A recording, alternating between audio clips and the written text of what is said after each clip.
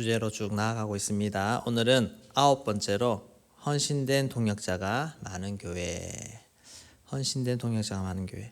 1번부터 한번 8번까지 한번 타이틀 한번 읽어보도록 하겠습니다. 첫 번째, 성숙한 리더들이 있는 교회. 두 번째, 몸의 지체로서의 가치를 잘 아는 교회. 세 번째, 하나됨에 힘쓰는 교회. 네 번째, 모이기를 힘쓰는 교회. 다섯 번째, 배우고 가르치는 교회. 여섯 번째, 사랑이 충만한 교회. 일곱 번째, 거룩한 임재가 충만한 교회. 여덟 번째, 영적 부모가 많은 교회. 아홉 번째, 헌신된 동역자가 많은 교회. 네, 헌신된 동역자가 많은 교회라고 제목을 정해봤습니다. 저는 고2 때 예수를 믿기 시작했습니다. 친구 따라서 교회에 다니면서 예수님 영접하고 그렇게 신앙생활을 시작했습니다. 처음 갔을 때 그때 제가 이제 처음 만나는 교역자 교육 전도사님이었습니다. 중고등부를 맡고 계셨는데 그 해에 우리 교회 그 오교회에 오셔서 중고등부를 맡으셨는데 아이들 좋아하시고 재밌고 그렇게 해서 중고등부가 많이 부흥을 했습니다. 제가 고2, 고3 다니고 하는 동안에 우리 동기만 한 12명 정도 이렇게 꾸준히 나오던 그런 꽤 많이 출석을 했습니다. 아이들이 참 전도사님을 잘 따랐습니다. 그리고 고3 학력고사, 그때 학력고사죠. 치르고 나서 대구에 대학교로 우리 아이들도 많이 진학을 하고 그렇게 했습니다.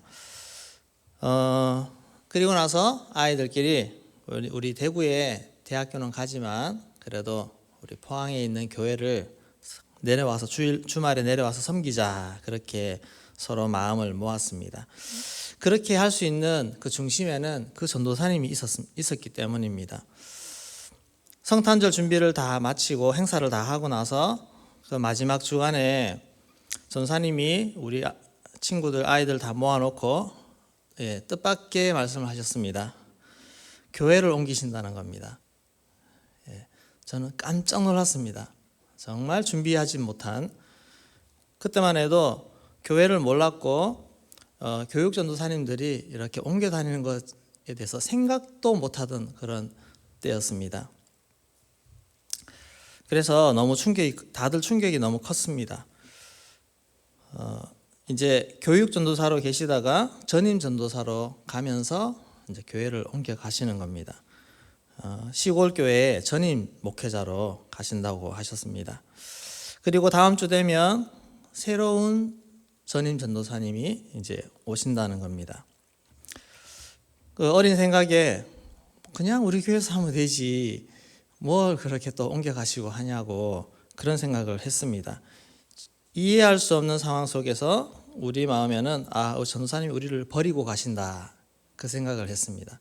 그리고 일종의 배신감 그리고 담임 목사님에게 대해서 향해서는 원망 왜 보내냐고 이렇게 그런 마음이 정말 그 김 빠지는 기분 아십니까?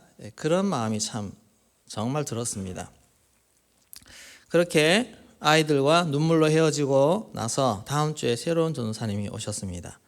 정말 잘생기셨더라고요. 또 찬양도 잘하시고. 그런데 마음이 안 열리는 겁니다. 이 전도사님 때문에 가시게 됐잖아요.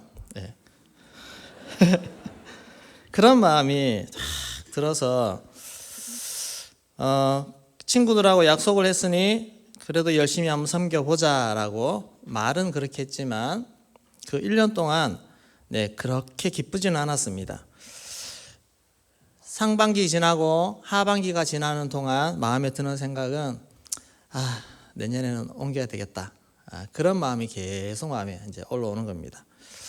성가대도 하고 주일학교도 하고 다 했는데 그것들이 채워지지 않고 자꾸만 힘들게 하는 그런 상황이 되어버리고 말았습니다.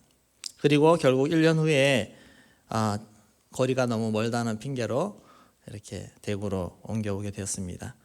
예, 그렇게 온 교회가 우리 대형교회 중앙로 교회입니다. 네. 근데 이런 일들이 아마 보통 많은 교회에서 일어나고 있는 것 같습니다. 일어나고 있었죠. 또 경험도 해보셨죠. 사람이 좋을 때 사람이 좋아서 열심을 막 낼 수 있습니다. 그러다 보면 또 사람이 없으면 열심을 잃어버립니다.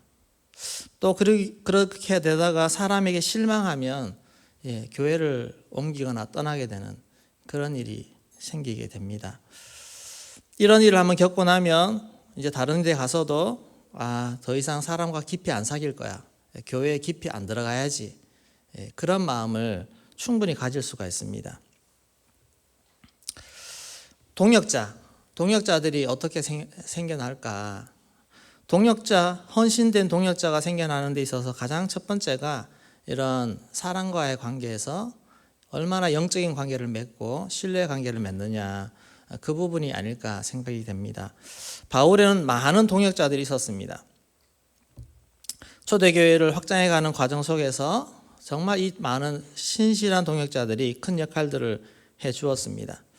그러면 누가 진정한 동역자인가? 누가 진정한 동역자인가? 그렇게 해서 잠시 살펴보도록 하겠습니다. 첫째, 복음으로 연합된 사람입니다. 브리스길라, 오늘 본문에 브리스길라 아굴라 같은 말인데, 이 브리스길라 아굴라가 로마에서 살았습니다. 아굴라라는 사람은 유대인이고 남자인데 유대인이고, 브리스길라는 로마 사람입니다. 귀족 출신입니다. 여잔데 AD 52년경에 유대인을 추방하는 추방령이 내려졌는데, 그때 로마를 떠나서 고린도라는 도시로 오게 됩니다. 그리고 거기서 바울을 만납니다. 아마 같은 일을 하다가 장막을 만드는 그런 일을 하기 때문에 그래서 만나지 않았나 생각이 됩니다. 터전에서 쫓겨나는 그런 일 한번 당해보시면 마음이 좋지만 않지 않습니까? 잘 생활하던 곳에서 쫓겨났다 했을 때 막막하기도 하고 또 억울함도 있고 등등 여러 가지 그런 인생의 고난이 아니겠습니까? 그런 어려운 상황 속에서 이 브리스길라 아굴라는 바울을 만나게 되었습니다. 이 바울과의 만남이 그들의 인생의 터닝 포인트가 됩니다. 복음을 접하고 예수를 믿고 그들의 인생이 완전히 바뀌게 되는 것입니다.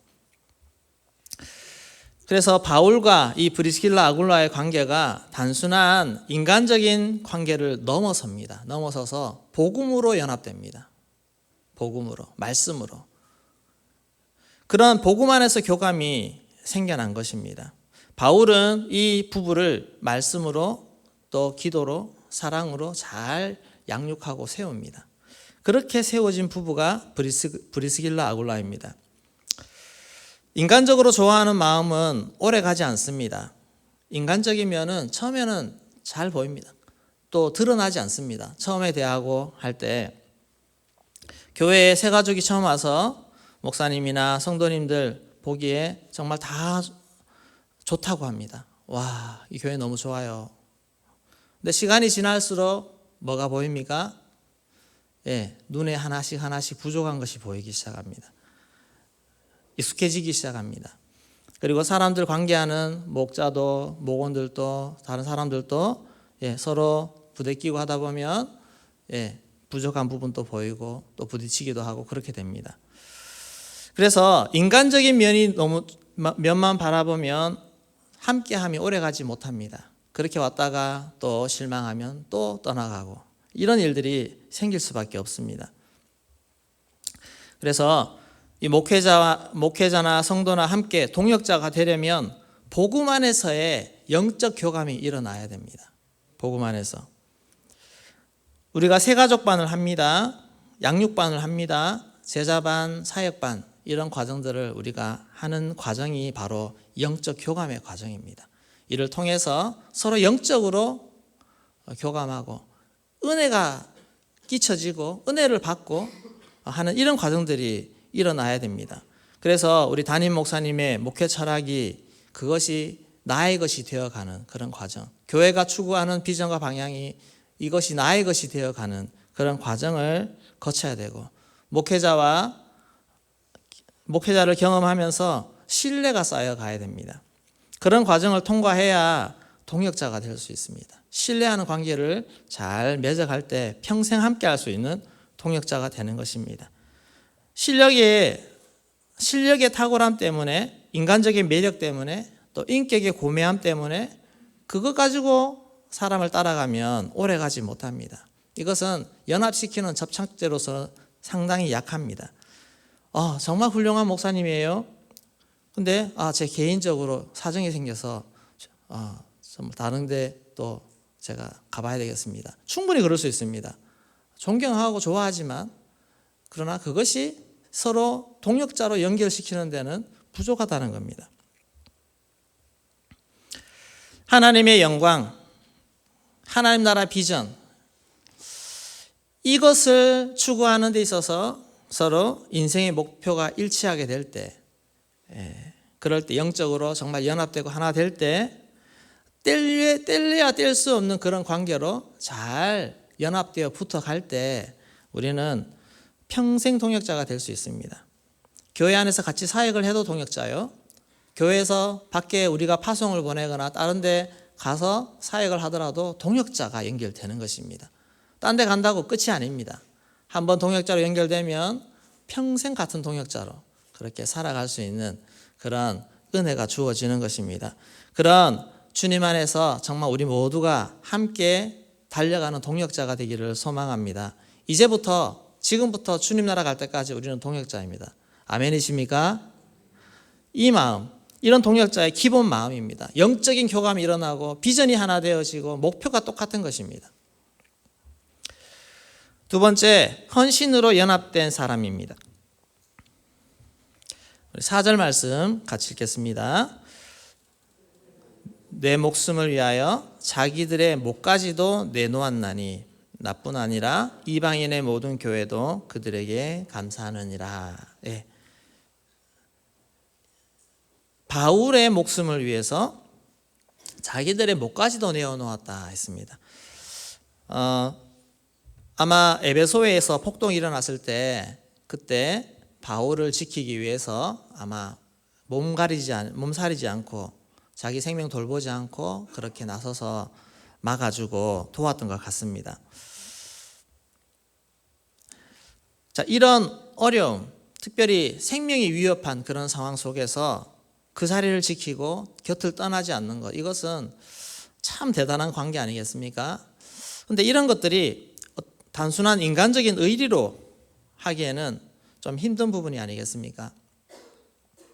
의리하면 떠오르는 제자 베드로 아닙니까? 광고에도 의리 있던데. 근데 그렇게 의리를 내세우던 베드로도 위험 앞에, 두려움 앞에, 죽음 앞에 실패했습니다. 예수님이 잡히실 때 도망가 버리고 말았습니다. 바울과 동역자들은 주 안에서 서로 긴밀하게 연합이 되었습니다. 사실 복음을 같이 증거하는 그런 사역을 하는 것만으로도 서로 목숨을 거는 것입니다.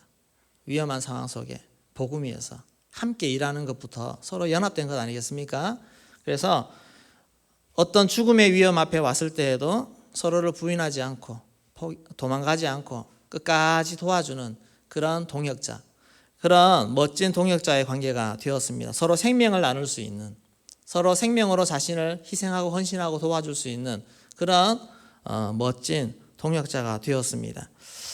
우리가 어떤 힘든 사역이든 어떤 위험한 사역이든 서로가 같은 마음으로 함께 헌신하며 달려갈 수 있는 그런 함께 헌신하는 동역자가 되기를 소망합니다. 그럴 때 강력한 힘을 발휘할 수가 있습니다. 세 번째, 순종으로 연합된 사람입니다. 순종으로 연합된 사람. 다윗도 여러 주변에 사람들이 있습니다. 다윗에 많은 동역자들이 있는데, 근데 요압을 생각해 봅시다. 요압이 다윗의 동역자일까요?